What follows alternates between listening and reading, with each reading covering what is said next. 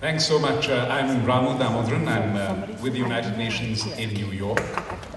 And I think I can honestly say that I've never been in a space with so much human compassion and creative energy, with the possible exception of the one time that I was in an elevator with Mother Teresa. But there was a difference there, because I think what Mother Teresa did when the wonderful trio we had were singing, whether you call it Plaisir d'Amour or I Can't Help Falling in Love with You, I thought of that line, take my hand, take my whole life too, that absolute surrender that people gave Mother Teresa and the missionaries of charity, because they had no way themselves of controlling their lives, and they just gave it to her. They gave, she took. And each one of you is in that fashion, but with a difference, because what you are doing is giving and giving, but with a sense of strategy. And the one person I think who is responsible for all of us being here today, this evening, is Jeffrey Sachs. Jeffrey Sachs created what I would call the global generation at the United Nations, the generation that came into being in the year 2000, when 189 countries decided that they were not just sovereign nation states, but they were the global generation. And through acting upon that Millennium Declaration, through the Millennium Networks that he has created, he has allowed collectives, conglomerates, like the Millennium Campus Network, like the leadership that Sam Vega has made possible, to come into being. And you are a manifestation of that. The United Nations, as you know, is an institution which is given to acronyms. And Jeffrey Sachs is very much a United Nations institution. So I would venture to suggest that Sachs could perhaps be an acronym. And if I were to spell it out, I would say, seeking a conscious human solution. Because what Jeffrey Sachs has done is not come up with abstracts alone, with figures alone, with possibilities alone, but bring them down to the level where it counts. And I'd like to share 3 instances with you, one of which is almost personal. In my home in Delhi, we have a family working with us. The wife was pregnant and went back to her home in a hill station in India, in a state called Uttaranchal, to deliver her baby. And she suddenly developed complications at 2 o'clock in the morning. And in normal circumstances, she would have had to be ferried by taxi 200 miles to the nearest hospital in Dehradun. She was able to go to a primary health center 15 minutes from her home by 2:30 that morning. How did that happen? That happened because my country has started a national rural health mission, which Jeffrey Sachs was instrumental in guiding and leading. As a result of which, for a country as populous as India, you'll be surprised, we have barely 30,000 primary health centers. Of those 30,000, only 2,500 until 5 years ago worked 24/7. Today, that number is 15,000. Because of that mission, the women and men who inspired and led it, individuals like Jeff Sachs. So that is a personal debt that I must repay. A few months ago, working at the United Nations, I had an intern who came to me from Ethiopia. And he was from a part of Ethiopia which was particularly arid, particularly barren, where they grew teff, you know, the grain with which they make injera, which all of you I'm sure have enjoyed, but not very successfully and not very systematically. And then, suddenly, over there, a Millennium Village came into being. And they wondered, how can we make this area more prosperous? It was an area called Kororo. And the first thing that the Millennium Village discovered was that apart from the ground there were bees and lots of bees. But no one had thought of cultivating those bees and creating honey. They started that 5 years ago. So thanks to that Millennium Village in Kororo, those citizens of Ethiopia, the children, the women, the men, are no longer dependent upon erratic TEP alone. They have a new source of income. Something, again, that we owe to Jeffrey Sachs.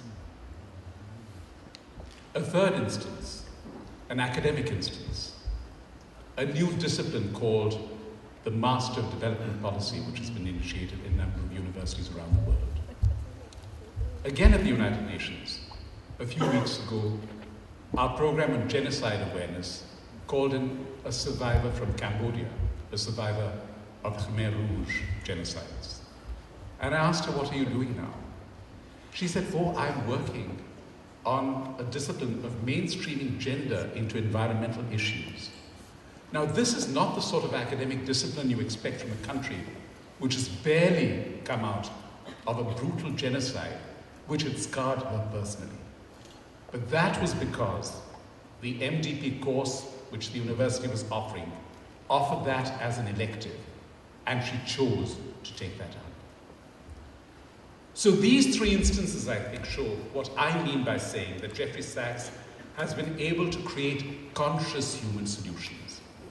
When he comes to you and goes to governments and tells them that it only costs $87 million per country per year to be able to move into a 21st century they deserve, he is not talking figures alone. He's talking about the children, the women, and the men who make that figure possible. When he goes to a fairly arrogant donor who says, there's simply no point in sending medical aid to this country in Africa because all the nurses are dying of HIV/AIDS, he asks the question, have you thought of giving these nurses the retrovirals in the clinics where they serve? It's a simple question, but the answer invariably is silence. So for that knack of asking the right questions at the right time, for coming up with the right solutions that are thought of, strategized, not merely impulsive, not merely compassionate, not merely generous or kind, but backed by proven thought and proven capacity, it is, I think, our distinct pleasure and privilege to present the Global Generation Award to Jeffrey Sachs. Professor Sachs.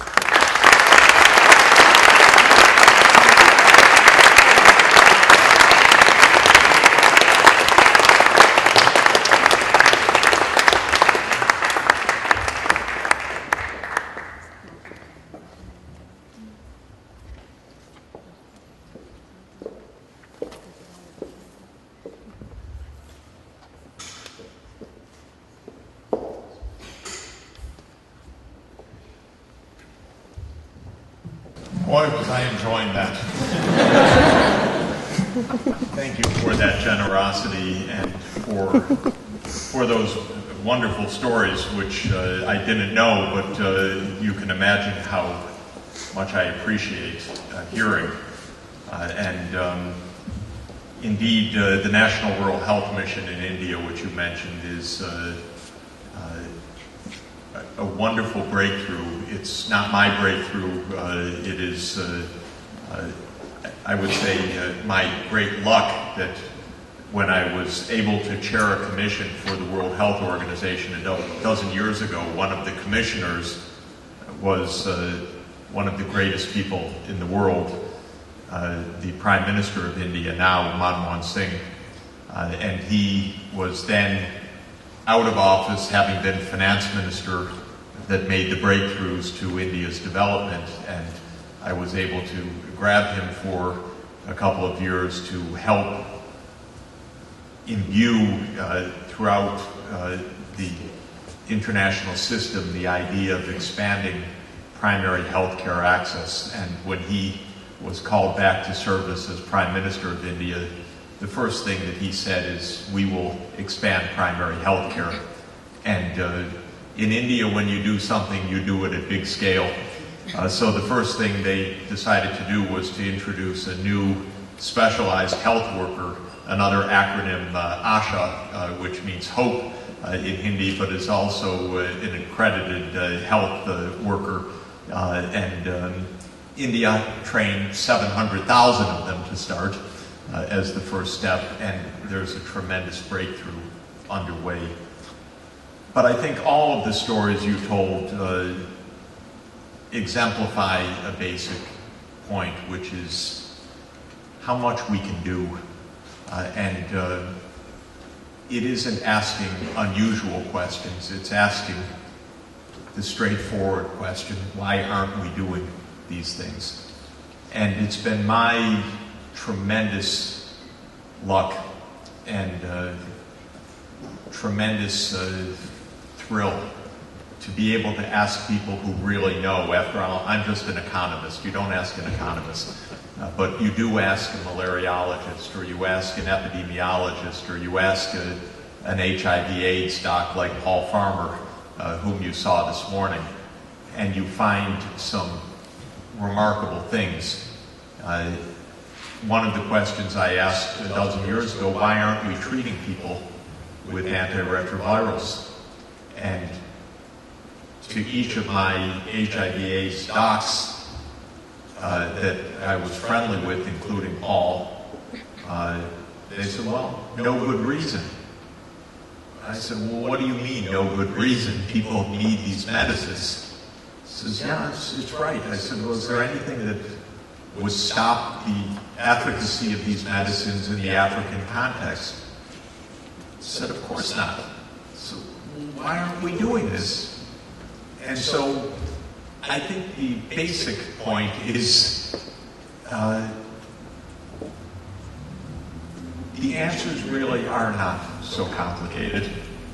Of course, you have to ask someone who's really clever like Paul Farmer, or like Max Essex at the Harvard School of Public Health, or Bruce Walker, who works at Mass General. Those were the three who gave me the answer at the beginning. An economist can then come in. We have one specialty, which is long division and multiplication, because we're really good after the PhD in saying, well, if each patient needs $200 of medicines and there are a million patients, that's $200 million, PhD economics. And then to make it just a little bit trickier, I've become quite adept at dividing by our gross national product, which is $15 trillion, and to say no sweat. Or to look at the Wall Street bonuses and say, yeah, it's smaller than that. Or to look at how much we're spending on wars and to say, what are we doing if we're spending $700 billion on the military this year in the United States, and our total development assistance is 1/20th of that? Could this possibly be the right approach to security? So if you're really good at multiplication and long division, I recommend economics. But if you're adept at real things, whether it's education or public health, medicine, computer programming, information technology, there's a world awaiting practical solutions. There's a world of wonder of things that we can do. We're living at a time of such ability to help, and at a time when there's no excuse not to. And at a time, I think, when your generation and the young generation around the world knows that it's time to find solutions. And that's why I've always regarded the Millennium Campus Network, Sam's leadership, and so many of you that I'm seeing here today and meeting again after the meetings of recent years to be so essential. Please keep expanding what you're doing. Reach new campuses, expand across the country, and make the connections with the rest of the world as well. Now we have the ability to have international conferences in virtual territory, You just have to negotiate the time zone. Other than that, it's possible for everybody to be together. Every Tuesday morning at Columbia University, we turn on the camera and we connect 25 campuses around the world for a global classroom, we call it. I had the pleasure to give a talk last week, and it is a pleasure to know that you're together with students from Beijing, Kuala Lumpur, Delhi, Mekelle, Ethiopia, Ibadan, Nigeria, Dublin, Sciences Po in Paris, Emory in Atlanta, and many, many others. And I would recommend this to you, the students, because you know how to do this even better. And you'll find new ways to do it. Let's have a global conference on these issues. Let's make sure that it's actually a worldwide generation that's meeting. Maybe the next MCN conference next year will be a global conference. And so we'll have campuses coming in from around the world, also organized together. And I've mentioned to Sam at anytime you want to get the virtual networks going around the country, count me in, and I'll bring in anyone else you want to bring in, because people want to meet students from around the country and around the world. We can do it from anywhere. I am falling into a bad habit of giving some of my lectures by Skype from some other part of the world, but I figure better to at least be with the students, and probably they're at home watching now. They don't have to go to the class either. And so everybody can stream from wherever they are. But all of this is to say that this is a wonderful moment of opportunity. And it's a moment when the connections, technical, intellectual, and human, can be made more powerfully than ever. And we miss the chance if we miss this moment. And we see, as I mentioned in my remarks just an hour ago, about the unrest in the Middle East, the hate, the seething, the misunderstanding. Even with all these connections, we're not quite making it. We're not doing what we need to do. And at least my experience has been, and I'm sure it's all of your experience for all of you who have had the chance to work on any aspect of these problems, there is no barrier in this world of geography, of race, of religion, of language, of ethnicity that isn't immediately overcome by goodwill. It's my firm, complete experience in every part of the world. If you face problems together, if you face people with all mutual respect, there are no barriers that can't be solved. And I always think back, and as I told you, I'm thinking a lot about John Kennedy these days, because we have the 50th anniversary of the Cuban Missile Crisis coming next month. The world almost ended, except for, in a lot of ways, his humanity, to understand that the other side was viewing this crisis in the same way.